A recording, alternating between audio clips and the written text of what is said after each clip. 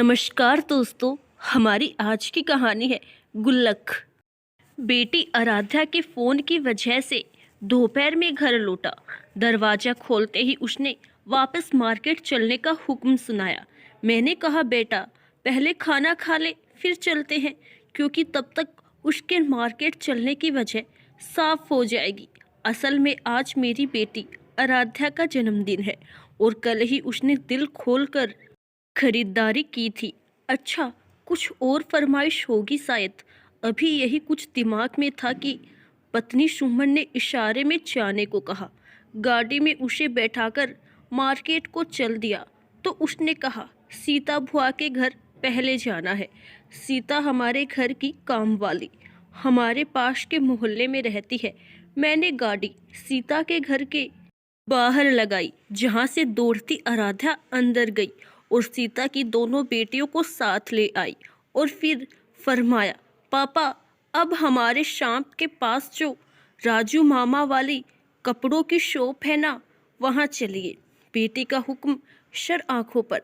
सो पहले पहुंच गए राजू मामा की शॉप पर, जहां जाकर आराध्या ने राजू भाई से कहा, मामा जी मेरी बहनों के लिए कुछ बढ़िया ड्रेस दिखाइए। कहकर अपनी पॉकेट से 10-20 के नोट और 500 के नोट सहित ढेरों सिक्के काउंटर पर रख दिए। राजू भाई ने मुझे मुस्कुराकर देखा। मैंने मुस्कुरा दिया तो मेरी सहमति से उन्होंने बढ़िया बढ़िया ड्रेस निकालकर दिखानी शुरू कर दी। मैंने सुधा को घर पर फोन किया और पूरा माजरा जानने को पूछा तो जवाब मिला, मोहन जी कल शाम जन्मदिन की शॉपिंग आराध्या आज सुबह काम करने आई सीता बहन और उसकी बड़ी बेटी को दिखा रही थी।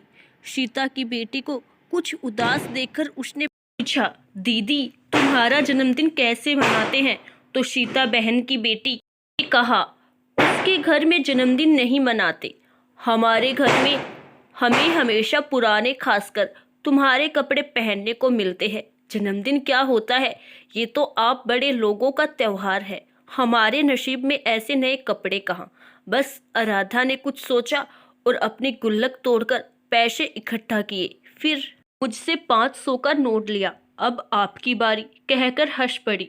मैंने मुड़कर आराध्या को देखा। तब तक उन बच्चों ने बेहद खूबसूरत ड्रेस ले ली थी और खुशी से पैक करवाकर चलने को तैयार थी, बिना ये जाने कि और पैसे डलेंगे या नहीं। खैर राजू भाई ने भी मुस्कुराते उन्हें कुछ नहीं कहा। मुझे सचमुच आराध्या पर गर्व महसूस हो रहा था। जन्मदिन तो सभी मनाते हैं अपनी खुशी के लिए, मगर जो दूसरों की खुशी के साथ जन्मदिन मनाए वो ही अच्छा और सच्चा जन्मदिन होता है, जो कि आज छोटी सी बच्ची आराध्या ने अपने पापा मोहन को बखूबी समझा दिया था।